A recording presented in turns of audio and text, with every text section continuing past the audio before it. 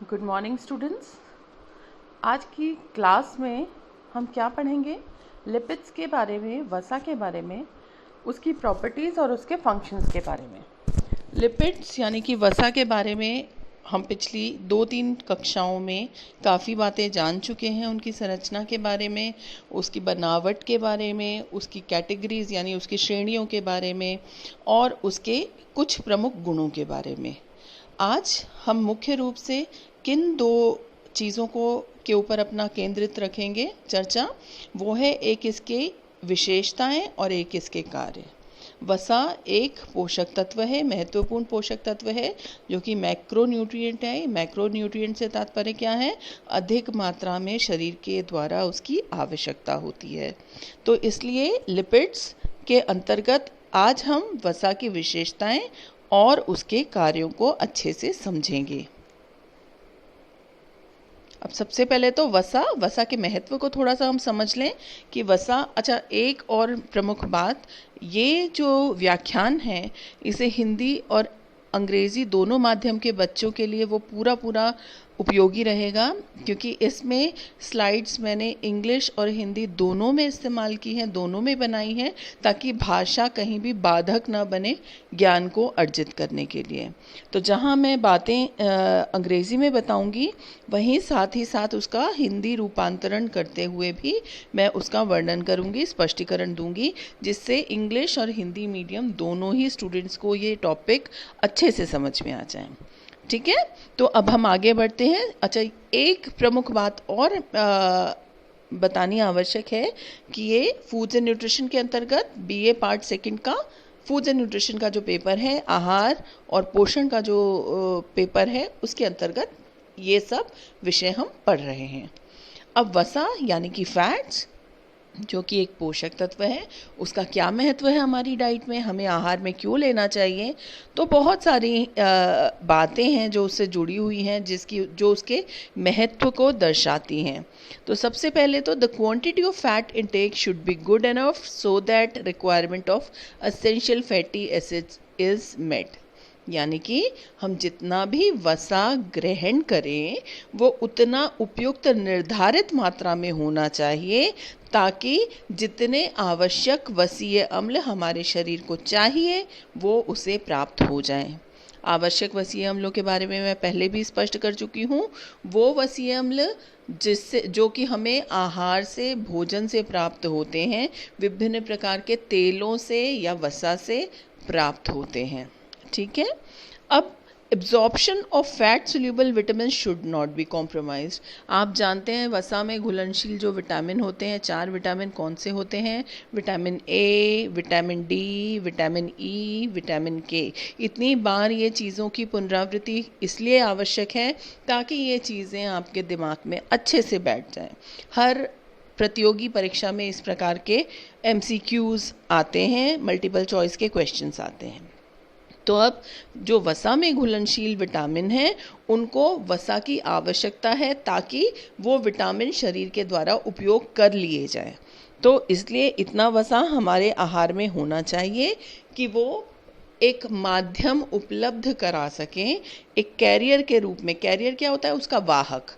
तो वसा में घुलनशील विटामिन्स के वाहक के रूप में वसा प्रयुक्त होता है, इसलिए ज़रूरी हो जाता है। अगर हमने आहार में वसा हटा दिया तो क्या होगा?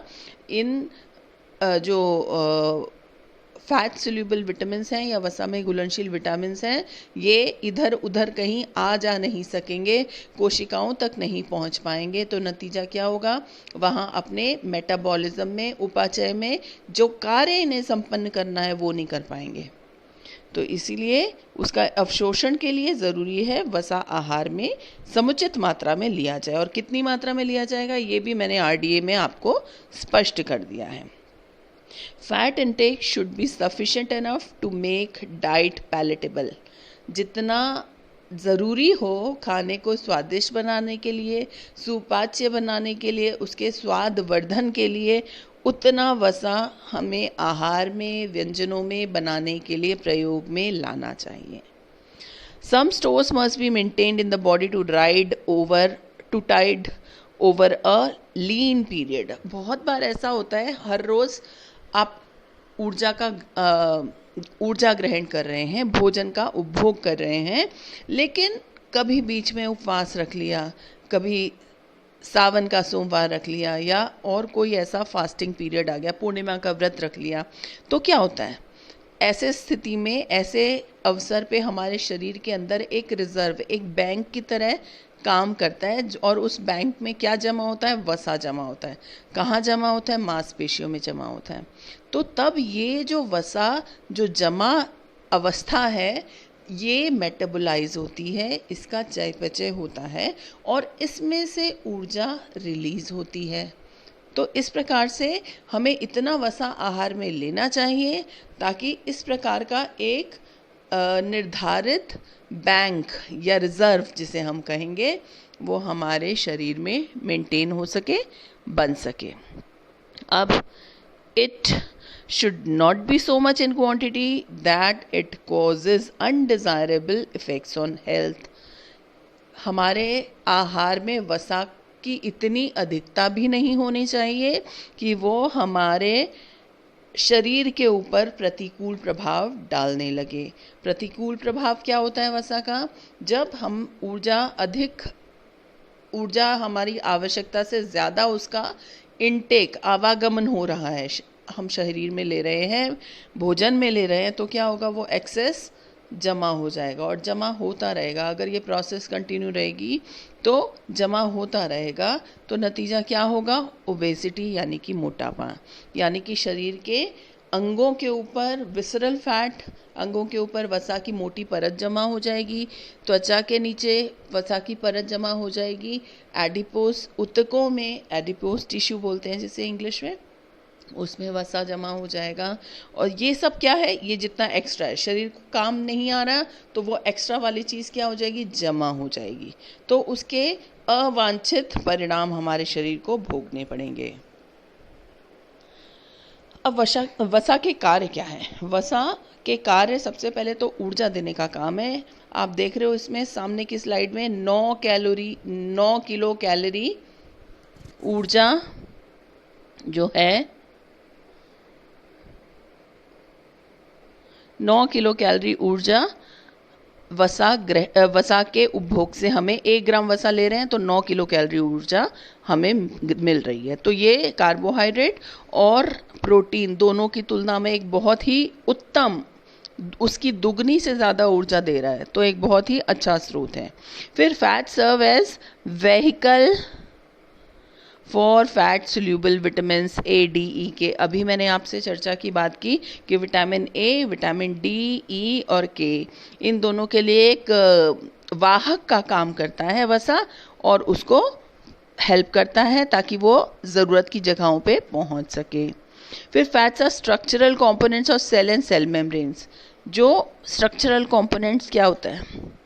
जैसे कि जो हमारे कोशिका की परत होती है, बाहरी परत होती है, उसमें फॉस्फोलिपिड्स नाम के अवयव होते हैं, जो मैंने आपको बताया अभी था कि फॉस्फोलिपिड्स हैं, जो कि फॉस्फोरिक एसिड और लिपिड्स, वसा और फॉस्फोरिक एसिड, इन दोनों के सम्मिश्रण से बनते हैं। तो अब ये क्या कर रहे हैं? ये उसकी लाइनिंग बना रहे हैं, कोशिका की बाहरी परत की। तो ये उसकी संरचना में मदद कर रहे हैं। और ये जो मदद है, ये कैसे हो रही है कि हमारी जो ये कोशिका की परत है, ये सेमी परमिएबल होती है, यानी कि कुछ अच्छी चीज़ें जो कोशिका को चाहिए वो तो ले लेती है, और जो खराब चीज़ें चाहिए उनको कोशिका की परत से बाहर की तरफ, मतलब एंट्री और एग्जिट, कुछ चीज़ों को अंदर आने की परमिशन देती है, कुछ चीज़ों को बाहर जाने की परमिशन देती है। तो ये भी बहुत ज़रूरी है ताकि काम की चीज़ें, जो न्यूट्रिएंट्स हैं, पोषक तत्व हैं, वो अंदर आ जाएं, और जो विषाक्त पदार्थ हैं वो बाहर चले जाएं।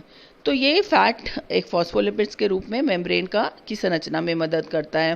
फिर they are the sources of essential fatty acid. जितने भी आवश्यक वसीय अम्ल हैं, कहाँ से मिलेंगे? हमें वसा से ही मिलेंगे। लिनोलिक एसिड है, लिनोलेनिक एसिड है, ये सब क्या है कि ये उपापचय की कई प्रक्रियाओं में प्रयुक्त होने वाले अम्ल हैं, वसीय अम्ल हैं।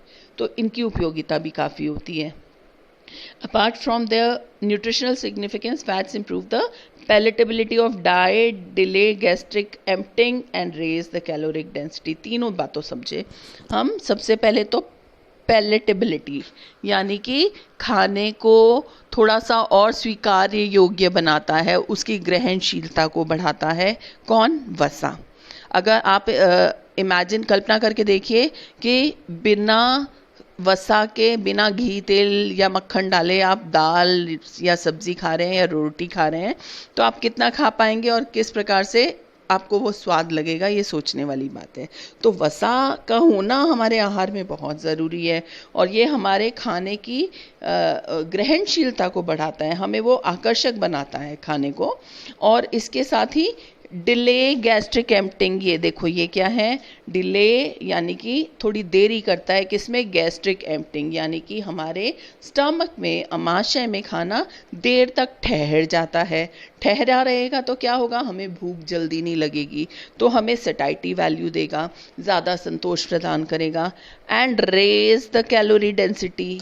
कैलोरी डेंसिटी क्या होती है? मतलब आप थोड़ी चीज़ खाओगे लेकिन ज़्यादा वाला भाव आ जाएगा, अर्थात आपने 4 पूड़ी खाई लेकिन फीलिंग आ जाएगी कि मैंने 2 रोटी खा ली, 3 रोटी खा ली। इस 4 पूड़ी मतलब संख्या कम है लेकिन फुलाव ज़्यादा है, उसकी कैपेसिटी ज़्यादा है, उसमें ऊर्जा ज़्यादा है, उसकी क्षमता ज़्यादा है। ठीक है, तो ये वसा के गुण हो जाएंगे। फिर आप देखो, some fats can be converted to biologically active compound such as steroid hormones, interleukins. अच्छा, ये चीज़ बस आप इसको सरल भाषा में कहूँ क्योंकि बीए स्टूडेंट्स के लिए ये मुख्य रूप से लेक्चर बनाया गया है, तो इसीलिए कई ऐसे जो शरीर के अंदर परिवर्तन के काम हो रहे हैं, कुछ यौगिकों के परिवर्तन या क्रियाधीन हैं, ऐसे प्रक्रियाओं में वसा की उपस्थिति आवश्यक होती है। सरल भाषा में बोलें तो मेटाबॉलिक कई ऐसी एक्टिविटीज़ ऐसी हैं जो वसा के उपस्थिति में ही संपन्न हो सकती हैं। अब वसा के क्या महत्वपूर्ण कार्य हैं, इन्हीं बातों को बहुत सरल भाषा में यहाँ पे मैंने लिख दिया है। क्या क्या? कि यदि शरीर में वसा की कमी आएगी तो क्या होगा? शरीर की तंत्रिकाएं असुरक्षित हो जाएंगी। इन्हें सुरक्षित रखने के लिए वसा का सेवन ज़रूरी है। यानी कि शरीर में ये बिल्कुल एक कुशन की तरह काम करता है।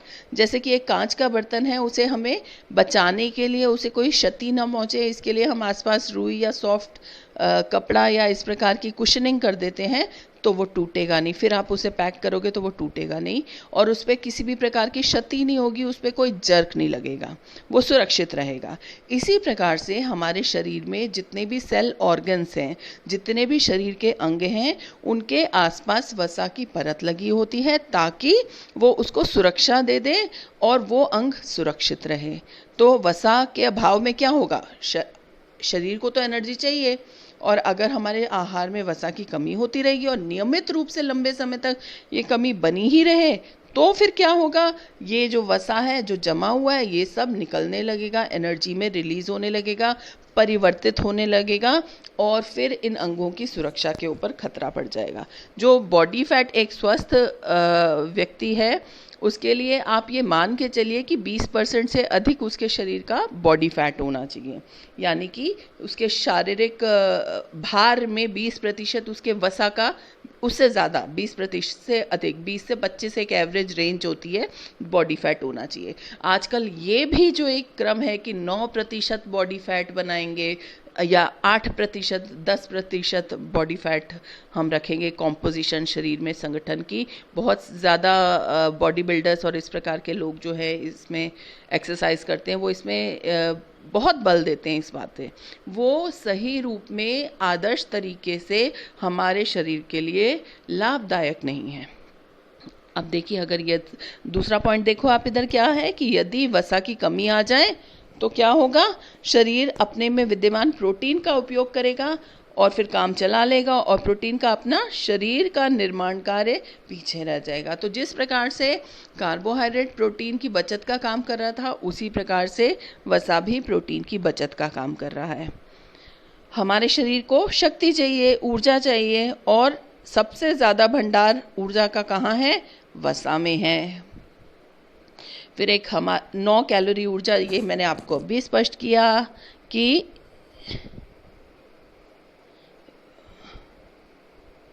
वसा में 9 कैलोरीज 1 ग्राम दे रहा है, तो वो उसको काफ़ी एनर्जी देने वाला, एनर्जी यील्डिंग पोषक तत्व है। फिर शरीर में होने वाले अम्ल के तीव्र प्रभाव को कम करने के लिए भी वसा की भूमिका रहती है।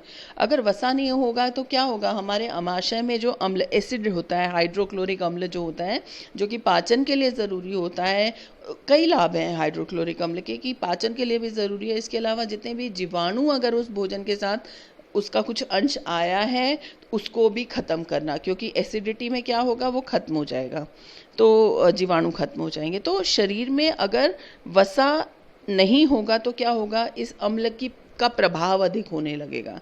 तो वसा उस अम्ल के प्रभाव को रोकता है। यदि हमारे शरीर में, हमारे भोजन में वसा नहीं होगा तो हमें बार बार भूख लगेगी, तो हमें संतोष प्रदान करता है वसा। और अगर अब वो नहीं होगा तो क्या होगा, आपको फिलिंग नहीं लगेगा, पेट भरा भरा नहीं महसूस होगा। क्यों? इसके पीछे भी एक कारण है कि कार्बोहाइड्रेट और प्रोटीन जो है वो दोनों, उनका पाचन जल्दी हो जाता है, लेकिन वसा का पाचन समय लेता है। इसलिए जब आप अधिक वसा युक्त भोजन करते हैं तो वो खाना देर से पचता है, आपको हैवी, भारीपन महसूस होता है, वो टाइम लेता है पचने के लिए, और इसीलिए ज़्यादा टाइम तक वो खाना पाचन तंत्र में रहता है, ठहरता है और फिर आगे बढ़ता है, और संतोष और तृप्ति की भावना ऐसे वसायुक्त भोजन से आपको ज़्यादा होती है। शरीर में घुलनशील जो वसा में विटामिन है, वसा में के संवाहक विटामिन हैं ए डी ई के, उनको उनकी जगह पे पहुंचाने और क्रिया में प्रयुक्त करने के लिए वसा मदद करता है। और वसा की एक विशेषता ये भी है कि शरीर में आसानी से इकट्ठा हो जाती है, इससे अतः वसा का सेवन आवश्यक है। तो यानी कि कुछ विपरीत काल में, कुछ इमरजेंसी के टाइम में जब शरीर को तुरंत ऊर्जा चाहिए, तो ये वसा का जो रिजर्व, ये जो स्टोर बना है, संग्रहित रूप है जो एडिपोज टिश्यू में, वो काम आता है, प्रयुक्त होता है। तो एक प्रकार से ये एक बैंक की तरह काम करता है, जिसमें आपकी, जैसे हमारी सेविंग्स होती हैं जमा, तो वैसे ही जो एक्स्ट्रा एनर्जी है वो वसा के रूप में हमारे शरीर में जमा हो जाती है। लेकिन ये रिजर्व एक उचित मात्रा में ही हमारे शरीर को लाभ देता है। अगर ज़्यादा जमा हो गया तो क्या होगा, हमारे शरीर के ऊपर प्रतिकूल प्रभाव डालेगा, बुरा असर डालेगा।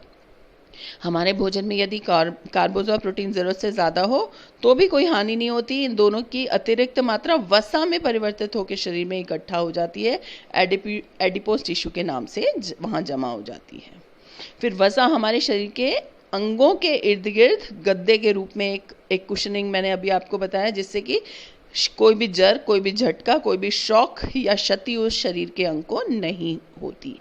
फिर शरीर में विद्यमान वसा है जो शरीर के तापमान को नियंत्रित रखता है, टेम्परेचर को कंट्रोल करने का काम करता है, बहुत गर्मी और बहुत ठंडी दोनों से बचाता है। अब आगे बढ़ते हैं और इसकी प्रॉपर्टीज़ के बारे में देखते हैं। वसा की, फैट्स और ऑयल्स की जो प्रॉपर्टीज़ होती हैं, वसा एक रंग नहीं होता उसमें, आपने देखा होगा, तेल एक ऑलमोस्ट ऑफ वाइट या कलरलेस सा है, रंग विहीन होता है, फिर गंध विहीन भी होता है थोड़ा सा, और स्वाद रहित होता है। वसा का अपने आप में कोई खास स्वाद नहीं है, लेकिन जब आप उसमें खाना पकाते हो तब उसमें स्वाद आता है। फिर वो जल में घुलनशील होता है, अघुलनशील होता है जल में, और जो सॉल्वेंट्स होंगे, कई ऐसे घोलक होते हैं, उनमें घुल जाता है, उनमें घुलनशील होता है, जैसे कि पेट्रोलियम वगैरह या क्लोरोफॉर्म। फिर ऑयल्स, तेल जो होते हैं, जो 20 डिग्री टेम्परेचर पे लिक्विड रहते हैं, तरल रहते हैं, और अनसैचुरेटेड, जो सैचुरेटेड संतृप्त वसीय अम्ल वाली चीज़ें होती हैं वो ठोस रहती हैं। जो रूम टेम्परेचर होता है उसमें वो ठोस हो जाती हैं। अब जैसे देखो, एक सामान्य टेम्परेचर रहता है, बहुत गर्मी और बहुत सर्दी की बात मैं नहीं कर रही, सामान्य तापक्रम में जो घी होता है वो ठोस रहता है, और जो तेल होता है वो तरल रहता है। फिर triglycerides are the storage form of energy. किस रूप में वसा संग्रहित होता है शरीर में, उसकी रूप, उसके रासायनिक रूप की बात हो रही है यहाँ, तो वो है ट्राइग्लिसराइड। ये भी प्रश्न आ सकता है, ध्यान रखा जाए कि ट्राइग्लिसराइड के रूप में, ये उसका रूप है जिसमें ऊर्जा के रूप में वो वसा हमारे शरीर में जमा हो रहा है। जमा कहाँ हो रहा है? एडिपोज टिश्यू में, मसल्स में, मांसपेशियों में। अच्छा, ये 2-3 प्रक्रियाएं हैं जो इम्पॉर्टेंट है वसा की, इसके बारे में हम एक एक चर्चा करें। सबसे पहले तो है सेपोनिफिकेशन, ये उसकी विशेषताओं के अंतर्गत ही आता है। सेपोनिफिकेशन यानी कि साबुनीकरण। साबुनीकरण क्या होता है कि जैसे साबुन का निर्माण होता है जिसमें कि वसा की क्रिया कराई जाती है किसी क्षारीय पदार्थ से। तो क्षारीय पदार्थ क्या होता है, कोई भी एल्कली, तो वो दोनों की क्रिया जब होती है तो उससे इस प्रक्रिया को सेपोनिफिकेशन कहते हैं, क्योंकि इससे साबुन का निर्माण हो रहा है। अब ये जो प्रक्रिया है, पाचन जब प्रक्रिया होती है हमारे शरीर के अंदर, पाचन हो रहा है, उस दौरान सेपोनिफिकेशन नहीं होता, यानी कि साबुनीकरण नहीं होता। लेकिन जब बड़ी आंत में ये पहुंच रहा है खाना, जितना प्रयुक्त होने के बाद, अवशोषित होने के बाद, उपभोग हो गया उसका, जो एक्स्ट्रा जो विषाक्त या जो कहें अपशिष्ट पदार्थ आगे पहुंचे, वहाँ पे क्योंकि कैल्शियम आयंस होते हैं, एसिड होता है, फैटी एसिड होता है, तो इन लोगों की क्रिया और साथ में क्षार भी है, तो इस क्रिया से कुछ थोड़ा बहुत सेपोनिफिकेशन काइंड ऑफ हो जाता है और ये मल के साथ, अपशिष्ट पदार्थों के साथ ये निकल जाता है। इसको कहते हैं स्प्रू। तो ये कुछ कई स्थितियों में ये उत्पन्न हो सकती है, जिसमें कि बड़ी आंत के बाहरी हिस्से में, ये बाहरी या कहें अंतिम हिस्से में ये प्रक्रिया संपन्न होती है। दूसरी प्रक्रिया क्या है, इमल्सिफिकेशन। इमल्सिफिकेशन को हिंदी में क्या कहते हैं, पायसीकरण। यहाँ पे आप देख रहे हैं पायसीकरण।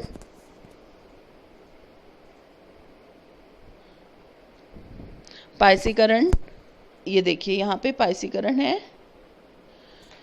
पायसीकरण की क्रिया में क्या हो रहा है, वसा के कण अत्यंत सूक्ष्म कणों में विभक्त हो रहे हैं और पानी में तैरने लगते हैं। माइक्रो पार्टिकल्स बोलते हैं जिसे, यानी कि जब जल में वसा की कुछ बूंदें डाली जाएं और उसको, तो वो मिक्स नहीं होगा क्योंकि वो जल में अघुलनशील है, तो वो छोटे छोटे से माइक्रो पार्टिकल्स में विभक्त हो जाएगा, यानी कि बहुत छोटे छोटे सूक्ष्म कणों में विभक्त हो जाएगा और डूब नहीं सकता, पानी के ऊपर, जल के ऊपर तैरेगा। तो ये जो प्रक्रिया है इसको कहते हैं पायसीकरण। जैसे कि अंडा, दूध, दही, छाछ, इस सब में जो वसा होता है, फैट होता है, वो इमल्सिफाइड रूप में प्रेजेंट होता है, यानी कि पायसीकृत रूप में उपस्थित होता है। अब इसका क्या महत्व है पाचन में, जब भी वसा का पाचन होगा या अवशोषण होगा उसके पश्चात, तो वसा सीधे उस रूप में नहीं होगा, बल्कि जल के साथ क्रिया होके वो छोटे छोटे सूक्ष्म कणों में विभक्त होगा, फिर उस पायसीकृत वसा के रूप में ही उसका अवशोषण किया जाएगा। इस प्रक्रिया को पूरे को क्या कहेंगे, इमल्सिफिकेशन या पायसीकरण। तीसरी महत्वपूर्ण प्रक्रिया हाइड्रोजनीकरण, या इंग्लिश में कहते हैं इसे हाइड्रोजनेशन। ये तीनों प्रक्रियाएं इंपॉर्टेंट हैं और इसके ऊपर एक संक्षिप्त टिप्पणी भी आ सकती है, 2 के ऊपर भी आ सकती है, इसीलिए इस तीनों प्रक्रियाओं को समझना बहुत आवश्यक है आपके लिए। तो ये क्या है हाइड्रोजनेशन, इसमें जो असंतृप्त वसीय अम्ल होते हैं उनको संतृप्त वसीय अम्ल में बदला जाता है। किसके द्वारा, ऑक्सीडेशन के द्वारा। ऑक्सीडेशन यानी कि ऑक्सीकरण की प्रक्रिया के द्वारा। तो देखिए जैसे कि तेलों से जो वनस्पति घी का निर्माण होता है वो इसका एक बहुत ही बढ़िया एग्जाम्पल होता है। तो वनस्पति घी इसी क्रिया से बनाया जाता है और इसमें क्या किया जा रहा है, जितने भी कार्बन के वैलेंसी पे हाइड्रोजन असंतृप्त होते हैं उसको संतृप्त कर लिया जाता है। अर्थात इस प्रक्रिया में असंतृप्त वसीय अम्लों में हाइड्रोजन को प्रविष्ट करा के, यानी कि क्रिया किससे हो रही है, हाइड्रोजन के साथ क्रिया हो रही है, कार्बन अणुओं को संतृप्त कर दिया जाता है। जो हमने C3 पढ़ा था ना, कार्बन के 3 अणु और हाइड्रोजन के 5 अणु, तो वो सबको संतृप्त करा दिया जाता है हाइड्रोजन के अणुओं को, जिससे कि वो द्रव्य अवस्था से ठोस रूप में बदल जाते हैं। यानी कि द्रव्य अवस्था यानी तेल के रूप में है, बाद में जब संतृप्त हो गई उनकी बॉन्ड्स, तो क्या हो जाएगा, वो ठोस, हार्ड हो जाएंगे, ठोस रूप में बदल जाएंगे, जैसे कि वनस्पति घी होता है। फिर मूंगफली के तेल से वनस्पति घी हाइड्रोजनीकरण की प्रक्रिया के द्वारा ही तैयार होता है। और वनस्पति ऐसे कोई भी और तेल से भी हाइड्रोजनेशन करने के बाद उससे वनस्पति घी बन सकता है।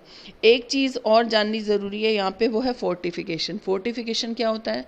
फोर्टिफिकेशन यानी कि इस क्रिया के द्वारा ही उसको और समृद्ध बनाने के लिए कुछ और डाल दिया जाता है। जैसे कि बहुत ही अच्छा एग्जाम्पल होता है विटामिन ए का फोर्टिफिकेशन वनस्पति तेलों में, घी में। जो वनस्पति घी बन रहा है उसमें विटामिन ए भी डाल दिया जाता है, जिससे कि वो vitamin A fortified hydrogenated oil हो जाता है।